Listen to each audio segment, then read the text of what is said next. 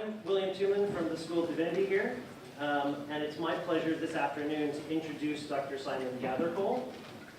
Dr. Gathercole is reader in New Testament Studies and fellow of Fitzwilliam College at Cambridge University. He's a typically peripatetic academic. He's studied at Cambridge, Durham, Tübingen, and the Jewish Theological Seminary in New York. And he spent some time here in Scotland with us at Aberdeen before he wandered south into the wayward path of Cambridge. Dr. Gathercole's research is particularly focused on interpretation of the New Testament. He started in classics and moved to New Testament studies. He focuses in early Judaism, on Christology, on the doctrine of the atonement, and on the interpretation of the Christian New Testament. And he is providing us with a paper this afternoon entitled Being and Becoming in the Gospel of John. So let's welcome Dr. Gathercole.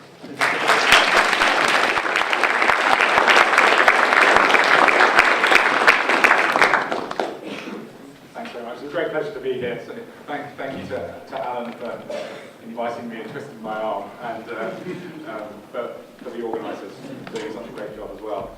In this audience, I suppose it's a fair bet that most of us have visited the website abebooks.com.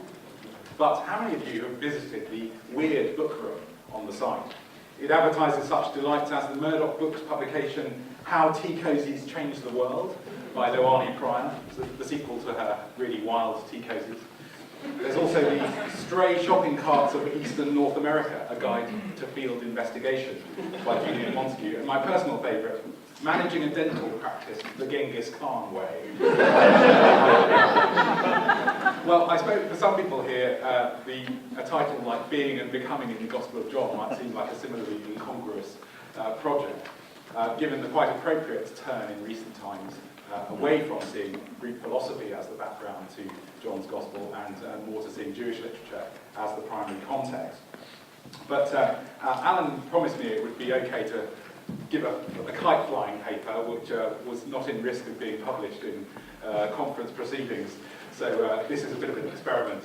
But in fact, it might not be quite so incongruous, because my actual paper is a little bit more modest than the title might suggest. I'm certainly not going to be arguing that John is indebted to or interacting with Greek philosophy. I doubt, for example, that John had read Heraclitus's poem on nature, or had got through all the way through Plato's Parmenides, and again, who has. On the other hand, by my reckoning at least, the author of the Gospel of John is probably not the Galilean fisherman, but John the Elder. This elder was probably a Jerusalem-based follower of Jesus, known to the high priest and the elder referred to in the Johannine epistles. And being known to the high priest, he at least mixed with, and perhaps was even a part of, the Jerusalem elite. And so such an educated figure might well have had some knowledge of Greek philosophy. Moreover, I suspect that the topic of being and becoming, or the topics of being and becoming, in the Greek East were such commonplaces that even someone with a very small acquaintance with philosophical tradition, Greek philosophical tradition, might well have been acquainted in some way with a being, a becoming distinction. Just as we might see even on t-shirts today, the slogan, "To be is to do, Socrates. To do is to be, Sartre. Doobie, doobie, doobie, Sinatra." Now, we don't quite know how broad the audience was that John envisaged, but at the very least it included people who needed to be told that rabbi means teacher and that Messiah means Christ. And this, I think, must mean some non-Jewish Greek speakers. Now, as we'll see in the course of this paper, there's a great density in John's Gospel of references to being, the verb eimi or einai, and the verb becoming, ginomai or gignomai, ginestai, gignestai. Now, this, of course, is nothing to comment on particularly. There are numerous quotidian instances of references to being and becoming in the Gospel. But John also uses, sometimes, these verbs, I would suggest, in a specialised or specific sense, deliberately contrasting being with what becomes. So I think the pattern of John's usage in some sections of the Gospel is highly suggestive. What I want to do first is to look at the prologue in particular, hopefully not going over too much of the ground that Tom covered this morning, and then to move on to two other important but shorter passages, and adducing certain passages from Greek philosophy for comparison. It's not my intention, as I say, to argue that John was familiar with these particular passages, or indeed any particular philosophical conceptions of being and becoming. The main purpose of introducing these parallels is for the purpose of juristic comparison, really, rather than anything else. So first of all, the prologue, and I hope you've all got sight of a handout which basically just has all the passages that I'm referring to.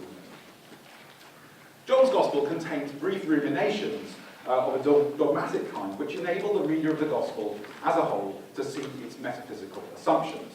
An eternal God and an eternal Logos are central characters. The Logos is both an agent of creation and of saving enlightenment. And the Logos extends protologically beyond the bounds of the narrative of the Gospel world described in John 1:6 and following, or 1:19 and following. So in the first two verses we read, "In the beginning was the Word, and the Word was with God, and the Word was God. He was with God in the beginning." In those two verses, 4 instances of the verb to be. The word in the beginning, and the word was and with God, and the word and God. He and God with God in the beginning. Now, as I mentioned earlier, coming across the verb to be in an ancient work is not an occasion to write to one's Member of Parliament. But when we examine these first two verses, one of the striking things is this repetition of the word and, was, as well as of the phrase in the beginning, both verse 1 and in verse 2.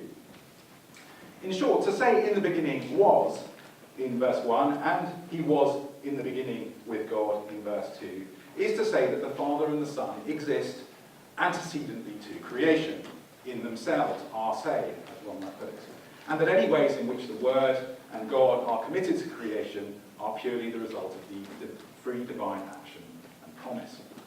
When we come to verse 3, we move away from references to the verb to be, and we have a repetition of becoming language, which is equally striking.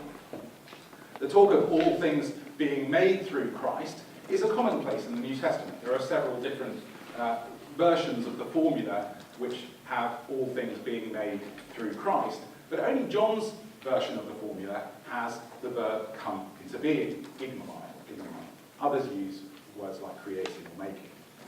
So in verse 3, we have, through him, all things, egeneto, came into being. Without him, nothing came into being that did come into being. So again, we've got emphatic repetition here. So this clear contrast or distinction of being and becoming in verses 1 to 3 is apparent, seems so to me at least. It's a distinction or a contrast, but not an opposition. That is to say, these are not completely antithetical categories. Analogously, we've got in Plato's famous line, which I've depicted on the handout there, where in the Republic, Plato sets out different categories of being. Here, Socrates tells Glaucon to arrange them, that's to arrange the affections of the soul, in proportion, considering that they participate in clearness and precision in the same degree as their objects partake of truth and reality. And these two overarching categories of the sensible and the intelligible are both described as they have being of some sort. And even though these reflections, initially, like the reflections that one might see in a pool of water, and the physical objects themselves, the first two items on the line, even though they have a rather shaky grip on reality, they nevertheless do have existence. And similarly for John, one can distinguish between being in a strong sense, which is proper to God and the Word, and everything else which exists. Existence is something that we can cheerfully attribute to the all things which came into being. In verses 4 to 6 of John's Gospel, the same verbs appear again. with a contrast this time between the being of the Logos' life and the becoming of a human creature, John the Baptist. Corresponding to this distinction between being and becoming in the Word and in John, there's also a contrast in the wider section between enlightening, which is something that the Word does, and testimony, which is something that John engaged in. So the next passage on the handout there in 1:4-9. In him was life, and that life was the light of all mankind. The light shines in the darkness, and the darkness has not overcome it. There became a man sent from God, whose name was John. He came as a witness to testify concerning that light, so that through him all might believe. He himself was not Uken, the light. He came only as a witness to the light. The true light that gives light to everyone was coming into the world. So the life of the Word in verse 5 illuminates. John the Baptist, by contrast, does not illuminate, but testifies. On the other hand, again, one cannot draw an absolute distinction, because John's testimony is still a form of revelation. Let's call the illumination of the Word first-order revelation, and the testimony of John the Baptist second-order revelation. John the Baptist is sent by God. Elsewhere in the Gospel, he echoes the words of the prophet Isaiah, a prophetic voice calling in the wilderness. Jesus says that John speaks the truth. And in John 5, Jesus even says that John is a lamp which gives light. John's words are indeed human testimony, but as 2 Peter puts it, prophets, though human, spoke from God as they were carried along by the Holy Spirit. Hence the appropriateness of labelling John's second-order revelation. Even people in the realm of becoming can be commandeered or co-opted for the divine work of revelation. Next, incarnation in verses 14 and 15. Suddenly, the Word is spoken of in terms of becoming, the miracle of the incarnation. That which has been thus far exclusively defined in terms of being, enters the realm of becoming. The Word became a Gathercole, flesh, and made his dwelling among us. John testified concerning him. He cried out, saying, "This was one about whom I spoke when I said, 'He who comes after me has come to be before me, because he was before me.'" There is clearly here a change of the sort in which X becomes F. At the same time, it could also be described as a kind of Cambridge change, in that while something has changed, the Word has not intrinsically changed. This change is not identical to, or quite like, that in two of Aristotle's famous examples, Socrates becomes pale, or the unmusical becomes musical. What is clear is that the Word that pre-existed in the beginning has assumed flesh. And Paul, for example, uses the word taking, as well as becoming. It's nothing other than God himself who has become incarnate. This is what is also affirmed in John's testimony in verse 15 there. The Logos who followed the Baptist in the order of historical coming, nevertheless preceded him in the order of being, that verb en again. So that's a genesis, a coming into being of one sort, or becoming of one sort. And next, over the page on the handout in verse 18, we have another genesis, another becoming. The Son is described twice in John's Gospel and once in the first epistle of John as monogenes. Indeed, in John 1:18 as monogenes theos. In John 1:14, he's called monogenes parapatros, so the only begotten from the Father. The point is to emphasize that the Word alone is qualified to reveal the Father, reveal in a first-order sense, because having been begotten by the Father, he shares the same nature. Now, this begetting of the monogenes is a genesis of a very particular sort. This is elaborated further in John chapter 5, where in verse, I'm not sure, it's at the bottom of this section, 1.4 on the handout, in John 5:26, "For just as the Father has life in himself, so also he granted the Son to have life in himself." Now, this is a mysterious statement by Jesus, but it clearly means at least three things. That the Son receives his life from the Father, that he nevertheless has it in himself, intrinsically, and consequently, this must mean that he has the same life as that possessed by the Father. This is what John means, as far as I can see, by the Son being monogenes. The genesis, or begetting of the Son, is unique. That's the mono in monogenes. It's not like people who, in John chapter 1, become the children of God in that sense. It's a genesis which paradoxically grants to the Son being in himself.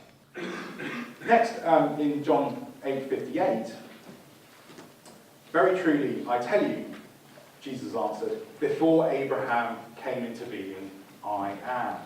Before Abraham, genestai, ego eimi.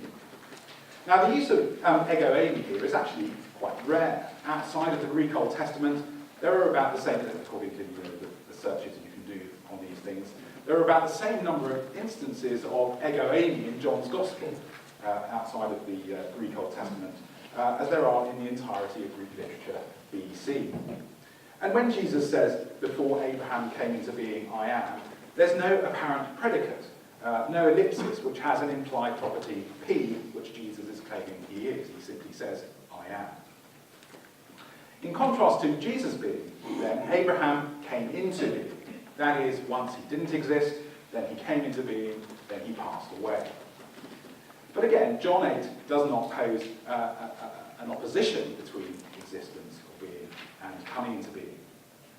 We can see a further clarification of the becoming realm from a comparison with the differing views expressed in Plato's Phaedo and Philebus. In Phaedo 78, C to E, things in the becoming realm are completely the opposite of being. They are different at different times and never constant, the same as neither themselves nor as each other, never in any way the same. Here in the Phaedo, we have nothing but a view of a doctrine of total flux. Objects in the becoming realm not only don't stay the same, but never in any way stay the same. The distinction between being, the difference between being and becoming is absolute. On this sort of flux, if Abraham is characterized by Genesis, he is neither ever in constant motion or at rest, neither married for any duration to Sarah nor for any duration unmarried, for any duration neither the father of Isaac nor childless. So compare this with the soft doctrine of flux that we find in the Philebus, and picking it up in the second exchange between Socrates and Protarchus in that quotation on the handout just after the yes it is. Socrates there says, such thinkers then toil to discover not what always are, but what are becoming and will become and have become. So this excerpt and the larger passage in which it's set doesn't require a doctrine of total flux, but merely for Socrates to say that becoming things don't stay the same in every respect. Similarly, we can say of Abraham here that he really existed, and the becoming existence which he possessed was one of a more or less stable identity in John, grounded in God creating him. Returning to Christology, Jesus in this verse contrasts Abraham's becoming in the past with his own present tense being. This makes it clear that John is not simply interested here in the pre-existence of Christ. Rather, it's the eternal being of the Word in view. John is using this being-becoming contrast precisely to signal the distinctive order of being that Jesus belongs to by comparison with Abraham.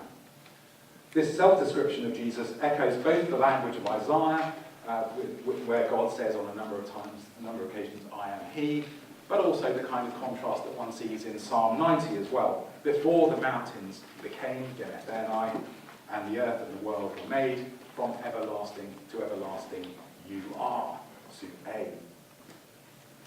Also hinting at the eternality of Jesus' life is Abraham's sight of Jesus' day, in 2 verses earlier, in verse 56.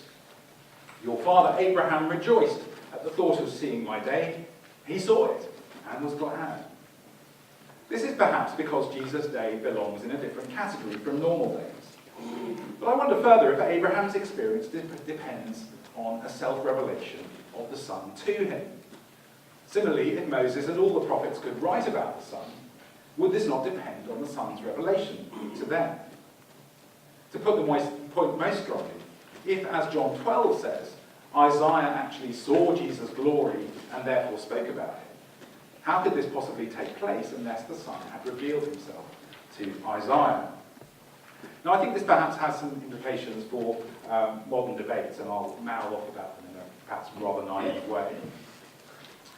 I think an anxiety about the logos as sarkos can make some modern theologians nervous about these ideas. I would aver that the logos' eternality, as expressed in the before Abraham was, I am, the logos' eternality means more than pre-existence, but not less. Returning to the prologue, he was in the beginning with the Father. Just as one need not worry about a pre-existent Father, asarkos, active in history BC, so one need not worry, I don't think, about the pre-existent active logos, asarkos, either. John 17:15 reads, Father, glorify me in your presence with the glory I had with you before the world began. And this seems to me, at least, as I say, perhaps naively, to entail a clear pre-existent ontology. Thirdly, the third page on the handout, some brief comments on one final passage. So finally then, I want to focus on an important saying at the Last Supper, where Jesus prophesies that he will be betrayed by one of those disciples eating there. John 13:19. I'm telling you now, before it happens, genestai, so that when it does happen, genetai, you will believe that I am, egoing. This passage again juxtaposes being and becoming. There are events which take place in the becoming realm in contrast with the I am, the being of Christ. The Word who is performs temporal acts of revelation in the realm of becoming. And again, this is not an opposition. Events in the becoming realm provide the epistemic conditions for having being as an object of belief, having God and the Word as objects of belief. They are, to use a word John uses 17 times, signs. During the course of his incarnate ministry, it is through the events of that ministry that God is known. How can such events and such testimony have such high epistemic status? Well, again, it might be fruitful to explore this in comparison with some of the statements from the Fido and Philetus again, looking at how, from the physical or metaphysical views seen in that quotation on the previous page, they derive epistemological implications. Briefly, in summary, the position of total flux makes knowledge impossible, as in the Fido. Even in the Philebus, where you have a softer doctrine of flux, knowledge is not impossible, but there is no fixed knowledge. We can know things, but we can't be certain that we know them. By contrast, although John draws a distinction between being and becoming, the coming to pass of actions performed by Jesus are not problematic as a result of belonging in the becoming realm. This is perhaps the result of a complex epistemology where numerous types of testimony are coordinated. So John 5, for example, talks about the coordination of the witness of the Father, of Jesus himself, the signs, and Scripture. And in addition, in the farewell discourse, the Spirit of truth, the Paraclete, also bears witness, reminding, speaking, and guiding into all truth. Further, John doesn't think that the sphere of being and the sphere of becoming are apprehended by fundamentally different meanings. And I'll just summarise the point in the quotation from the Timaeus there, where in the Timaeus it's stated that there's the realm of becoming, which is apprehended by the senses, but the realm of being, which is apprehended by rational perception. In John, because of the incarnation, being is grasped not by noesis, not by contemplation, but by believing some testimony about Jesus, believing Jesus' words and trusting his works. Divine action and testimony guarantee not only the solidity of the things which have come into being, but also the solidity of testimony about them as a basis for knowing. Conclusion, very briefly. The aim of this essay has been to highlight the being and becoming distinction and suggest some of the ways in which it's active in John's Gospel. In the first instance, there's a sharp contrast and not opposition between the two in the opening verses of John's Gospel, where the creator-creature distinction is articulated. God and the Word are, in the beginning, creaturely reality, all of it, became.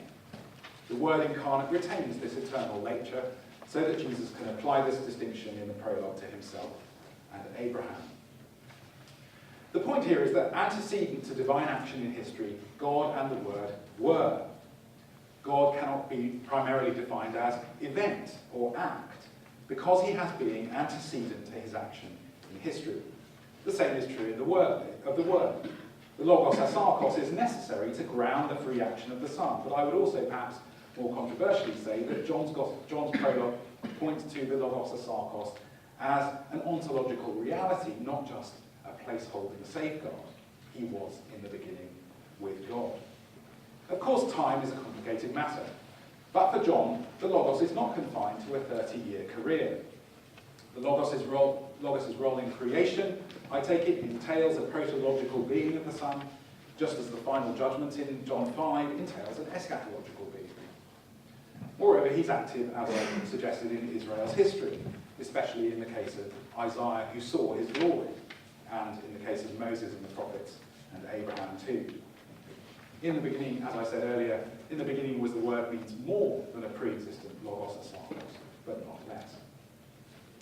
At the same time, it's vitally important to the outlook of John's Gospel that the logos reveals himself in history.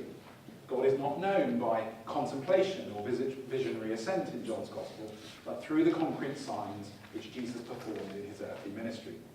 These comings to pass are not just, to use Harold Macmillan's words, events devoid events, but acts of revelation in the becoming realm which reveal the Son's and God's being. In this history of Jesus Christ is revelation, which is neither to collapse Christ into history nor to identify history in general as revelation. But the signs in history reveal the antecedent reality of the one who in the beginning was the Word. Thanks very much.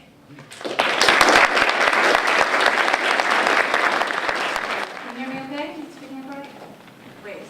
So first I want to join the chorus of people thanking Alan and Andrew and for all of the conference organizers for bringing us here. I'm really honored to be with you all here at St. Andrews. I'm very, very grateful.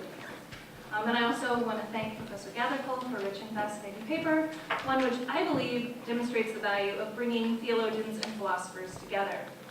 There's so much to mine from this brief piece, but time is short, so I will restrict my comments to a question I think ought to be of equal concern to both theologians and philosophers in the room. Gathercole makes the case that the author of the Gospel of John's use of the terms being and becoming is meant to convey some pretty hefty information about matters metaphysical and epistemological. He says the evangelist's language, quote, enables the reader of the gospel as a whole to see its metaphysical assumptions, end quote. And likewise, he argues some epistemological assumptions too. In my comments here, I will focus then on how perspicuous we should expect those philosophical assumptions to be. He places the contrast John draws between being and becoming beside a classical Greek understanding of the contrast, not, as you just heard him say, to argue that the evangelist would have had the same philosophical view of being and becoming as Plato, but just in order to use Plato's position as a heuristic tool with which to examine John. That's the language he uses. I think the heuristic is helpful because I think he argues well, both figures do seem to invest the terms of special ontological significance. So I think that's a plausible story, that given the likely education of the evangelist and his audience, the terms could have probably stood out as distinctly metaphysical language. And even if Plato's metaphysical and epistemological assumptions in the end bear little resemblance to the evangelist, they can still provide a helpful way to map out the conceptual space for ontologies that cast being and becoming as radically distinct in some way. But once we start to explore that conceptual space, we face an important question. Just how much metaphysics should we be able to glean from the correct reading of these passages of John? Insofar as the evangelist is trying to tell us who the Logos is, and how the Logos is related both to the Father and to creation, he is speaking about matters of ontology. But just how detailed an account of the relevant ontological questions should we expect to find from the correct reading of the passages? how philosophical or technical should we expect the evangelist's assumptions to be? These questions are pressing in this interdisciplinary context, for the conclusions that Gathercole draws from his reading of John are not only contestable, I would assume, as matters of correct biblical interpretation, but they're issues concerning which systematicians and philosophers of religion find plenty of room for debate. It'd be welcome news, I should think, to learn that some of the big debates in the philosophy of religion, say about divine aseity or God's relationship to time, could be more readily solved with closer attention to the Gospel of John. Now, I don't think that that's Gathercole's point here at all. He's up to something far more modest, and I take him at his word for that. But I do think it's helpful to reflect on the sort of evidence we should expect to find in the text for what I think are properly metaphysical and epistemological questions. And in the interest of time, I'm just going to talk about the metaphysics here for a little bit. If you were to ask a total non-expert in biblical theology, like yours truly, where best to look in the scripture for some ontological heavy lifting, I'd respond that, yeah, the book of John, and especially the prologue, that's the place to start. But then, total non-experts like myself are widely ignorant of the Jewish context of the gospel, naive about the criticisms of the Hellenization of Christianity, and probably predisposed to see the book as full of obvious claims about Jesus' divinity just because of how we were catechized. But that said, let's turn to some of the metaphysical work that Gathercole is doing here. In his astute analysis of the text, he argues that the evangelist makes at least the following 10 claims. God is eternal. The Logos is eternal. The Logos pre-existed the created world. The Logos is an agent of creation. The Logos exists in the company of God. The Logos himself is God. The Father and the Son exist a se. The Father and the Son created freely. The Logos is not an event. The Logos was begotten, but in a manner totally unique to the Logos. Now, I'm going to start here by confessing that I think all of those assertions are true. And that I think the passages that Gathercole adduces in their support provide pretty good evidence for their truth. Most of the claims he attributes to John, like the Logos exists in the company of God and is God himself, just seem to non-experts like me to be the obvious face value meaning of the text. So I don't see any signs of overreach here. Other claims, however, look to me as the result of some sort of inferences from the text, where those inferences employ distinctly philosophical premises. I don't mean to suggest that those inferences aren't warranted, but just that they aren't sitting out in plain sight of the gospel text, and that they ought to be spelled out. Now, let me be clear here. I'm not suggesting that drawing those inferences is the systematician's or the philosopher's job any more or any less than the biblical theologians. I know much better than to bring up that sort of turf war with this crowd. But take, for instance, the claims that the Father and the Son exist a se, and that the Father and the Son created freely. Gathercole says, quote, in the beginning, to say in the beginning was the Word in verse 1, and he was in the beginning with God in verse 2, is to say that the Father and the Son exist a se, antecedently to creation, and that any ways in which God and the Word are committed to creation are purely the result of free divine promise and action, end quote. So I agree that the use of was here indeed suggests that the Logos was explanatorily antecedent to creation, and from this we can infer that the Logos exists a se, and that's probably just what Gathercole means by aseity. However, philosophers talk about different kinds of aseity, kinds that vary according to the sort of dependence relations being denied. Causal dependence, counterfactual dependence, constituent dependence.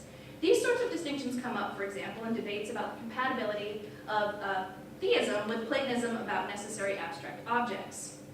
I bring this up just to highlight that the further step Gathercole makes from the Father and the Son's aseity to the claim that they created freely involves an inference or two that will depend on the sense of aseity in question. If God exists a se, does it follow from that fact that God created freely? Perhaps it does, but there are figures in the tradition who deny that inference. Catherine Rogers, for one, argues that that was St. Anselm's view, for instance. A Leibnizian tells me that though Leibniz himself affirms divine aseity and stringently denies that God created out of necessity, a lot of his scholars think that he shouldn't have denied that. He really should have been a necessitarian, given what he thinks about what God's moral perfection commits him to. So even if these figures are wrong in their views about the relationship between aseity and the free creation, The point is that the matter doesn't seem to be settled simply by the text in John's prologue. Now, on the flip side, let's think about how much more philosophy we might be able to glean from the text that, as Gathercole argues, claim that the Logos is eternal. Does the evidence supplied, especially by the language of being, becoming, in support of this claim that the Logos is eternal, also favor a particular understanding of the nature of eternality, of whether the Logos endures everlastingly or is simultaneously present to all times in one glance? This is, of course, well beyond the scope of what Gathercole intended. I hope you can be patient with my taking license here. But I think it's an interesting question nonetheless, and I know that there will be some disagreement in the House on this. I sent some passages from Thomas Aquinas' commentary on John and from his Catena Ara. I sent them both to Professor Gathercole with the hope that I have time to discuss them in some detail here, but I don't think I can.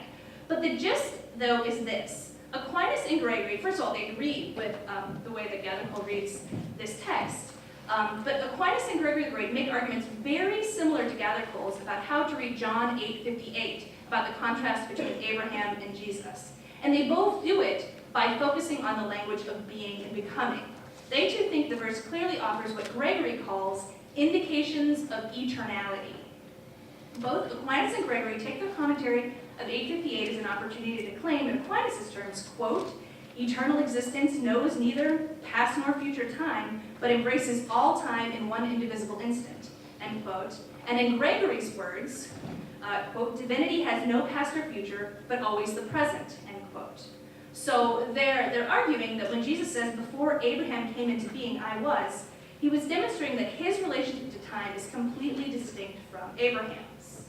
Now, we have to pay attention to the order in which they're arguing this here. Aquinas and Gregory are using a philosophically thick understanding of the concept of eternality as a way to interpret the text.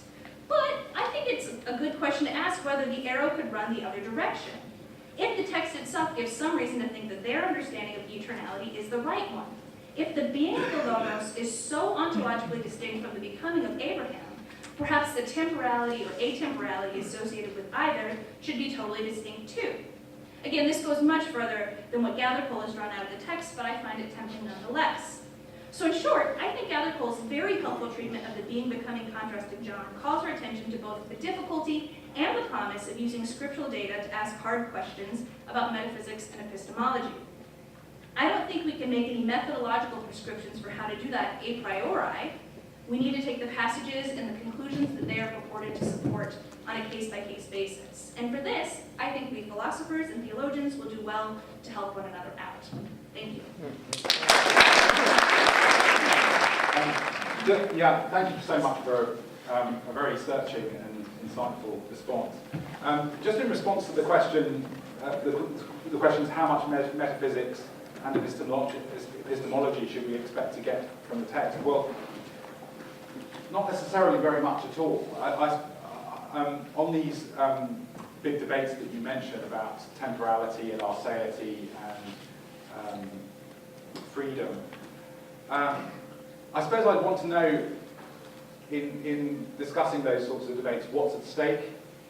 Are there particular articulations of those doctrines which enable us to read Scripture better, and which articulate the gospel message in a way that is coherent?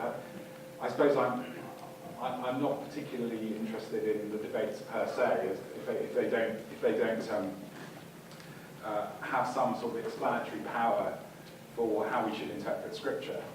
Perhaps that's not a very satisfactory answer.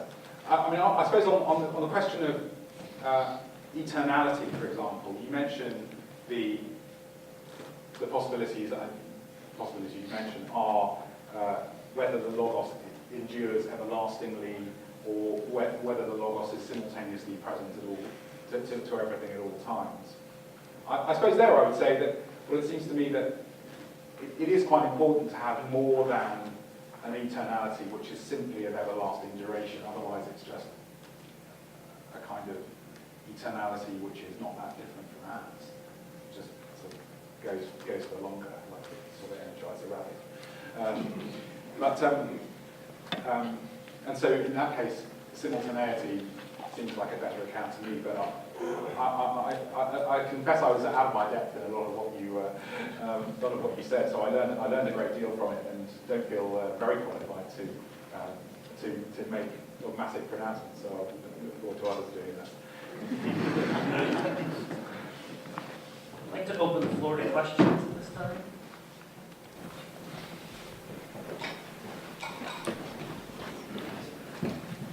Thank you. I think I have two questions which are related to each other. The first is, what justifies the translation using the masculine pronoun of the first? In the beginning was the word, and the word was with God. Okay, sorry, maybe it's the second verse. He was with God. Now, this, what I'm saying, by the way, is nothing to do with gender. Why don't we say she? No, absolutely. Yeah. The point is, in English, if logos is still is what's being referred to, the most obvious translation would be it was with God. And that goes on for quite a few sentences. Now, I'm sorry to say that I neither remember by heart nor have in front of me the text. But this is the second question, exactly at what point does it become necessary to translate using he? And referring maybe not to God as such, but to Messiah. Thank you very much. And I confess, Ms. Brody, that you were one of the people, when I was writing my paper and I found out that you were going to be here, my heart was filled with dread. But thank you. Yes, I mean, you're quite right that it would be more proper in many ways to translate Aaron as it was. And I think this goes back actually to either Wycliffe's or Tyndale's translation, which does this, does use it. And I suppose, so in some ways it was just translational inertia that I was going with what instinctively came out. I suppose it's after verse 14 where you have kai ho logos sarx ageneto, where you begin to need to use a personal pronoun. Is that the sort of question? Yes, thank you. And I hope we're not going to dread each other. I enjoyed your paper very much. I had the opportunity to read it beforehand, so it was really nice experience. The point is that if you translate, instead of saying he, in this second verse, he was with God at the beginning, you say it, as it were, referring directly to the logos as such. Yeah. And if you, as it were, stick with that for as long as the meaning permits you, then what we've got here at the beginning is, as it were, a straightforward doctrine of Middle Platonism, which nobody, if you like, in the educated world would have found the slightest bit surprising. Yeah. So I think what I'm interested in, and this is perhaps more a matter of almost rhetoric than argument, is at what point does the text, as it were, necessarily become really surprising? Is it when it says, he was made flesh and dwelt among us? Or does it come before that?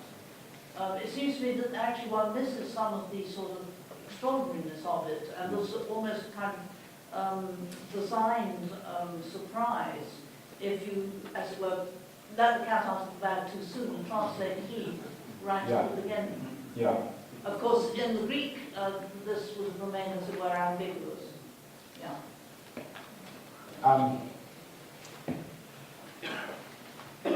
Yeah, thank you. I mean, I think in some ways it's difficult to know when to introduce the personal pronoun. Perhaps even in verses 12 and 13, I think, where to all those who believe in him or it, God gave the right to become children of God. But certainly, I think in verse 14, where you have the logos sarx ageneto, that's where you have something that a rough contemporary like Celsus who would be perfectly happy with chapter 1, verse 1 would well, and would indeed did get very shirty. Just with reference to that last point, if the Word was pros ton theon, face to face with God, and the Word was God, and if God is personal, as we have to assume He is from the Hebrew Bible, then surely the personal pronoun has to be used almost from that very point, and not later. Well, I mean, pros is pretty vague, isn't it? So I think you obviously assume that the theos is personal, but just if you discovered a papyrus with chapter 1, verse 1, you wouldn't know from just verse 1 that the Logos was personal as well, and that this was a personal relationship.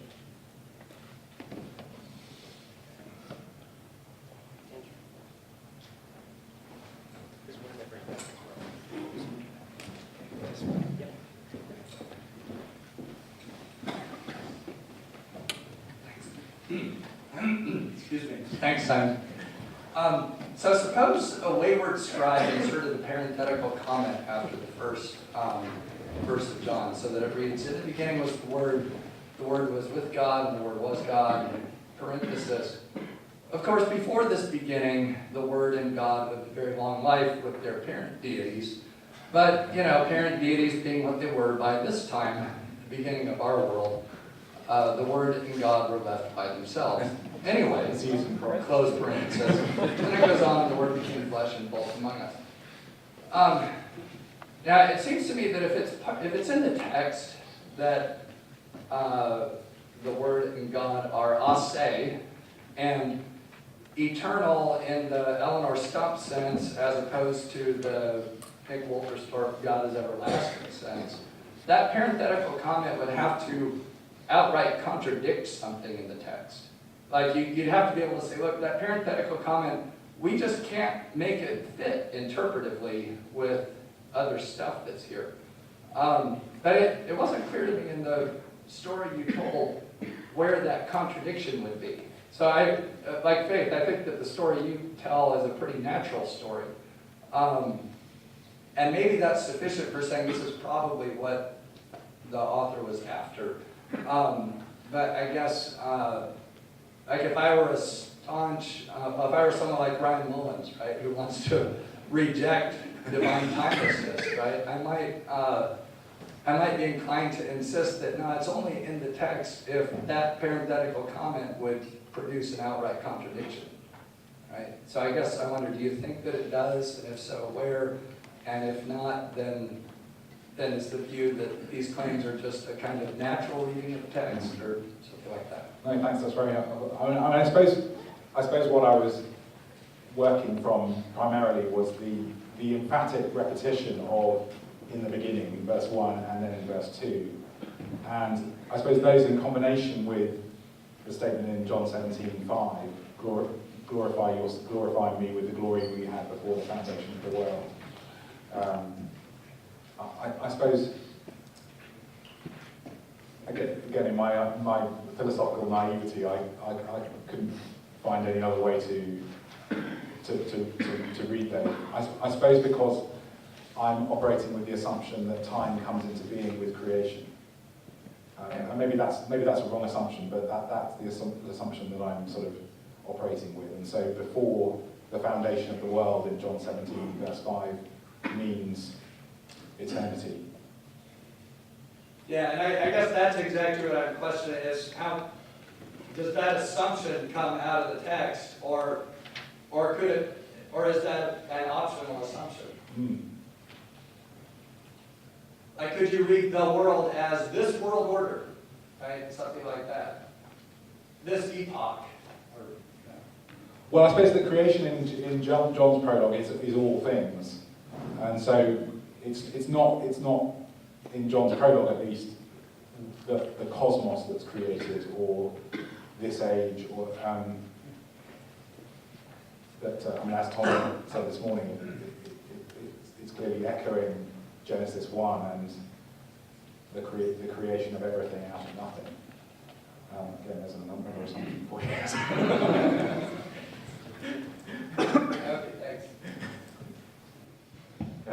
Thanks, Dr. Gathercole, for your paper. You mentioned that one of your conclusions is that God is not act or event, and you base that off of the ain Ginomai distinction in the beginning of 1, that ain is used for God and his relationship to the Son. I see that as directed against views of collapsing the immanent economic trinity, and I absolutely resonate with that concern. But if monogenes in 118, if it comes from Ginomai, and it does refer to God's eternal relationship to the Son, and if indeed there is a prologue in 1:1 forms an inclusio with 118, then by the end of the prologue you have a correlation between ain and Ginomai that says that the Son and the Father who are, or the Son, the Logos who is ain proston theon, is also the Logos who is Ginomai from the Father. So I'm wondering if you're comfortable saying that God is pure act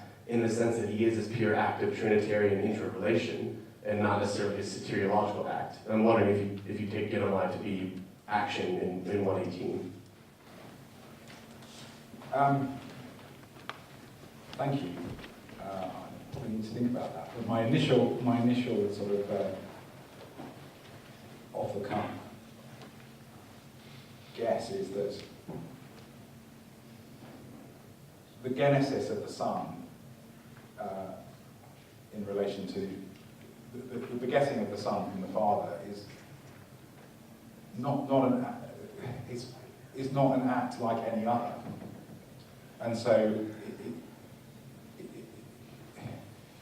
you could call it an act, but it wouldn't belong in the sort of if you had an encyclopedia in which act was the entry, it would be hard to list the begetting of the Son as one of those acts, just like Napoleon sort of invaded Russia.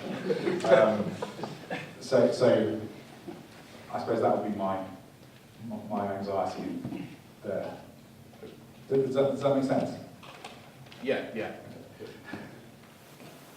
We have time for maybe one brief question. There's one. So I suppose I should be worried about saying this, but if Tom was right this morning about John being about the new creation, how does the ontological framework that you've proposed relate to the eschaton? Because you'd think Christian eschatology would disrupt familiar ontological categories. Thank you. I'm not sure if we're using eschatology in the same way. I mean, I suppose one difference between Tom's and my paper, which is often a difference between Tom's and my paper, is that this paper is just a little piece. It's not a statement of what God was doing in Christ in a global sense. And just as Chris Tilling said this morning that Steve Evans's paper was a corner piece of the jigsaw, this is also a tiny piece of the jigsaw. And I suppose what I was trying to do is to fill out some of the content, mainly of those opening verses in the prologue. Tom uncharacteristically skipped the whole history of Israel in his paper. I didn't notice that. He said, "Enarche en hologos, kai hologos sarx against."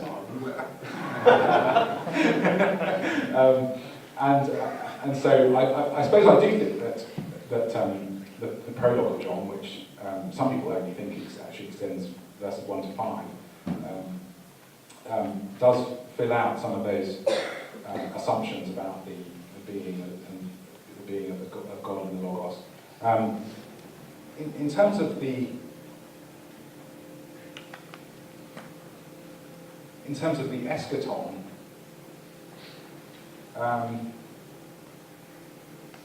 I'm not sure how particularly relevant those statements in John 1 to 3 on their own are. I mean, one could give a larger account of how they're picked this up later on in the Gospel of John and contribute to John's eschatology, but just on their own. That's a good thing.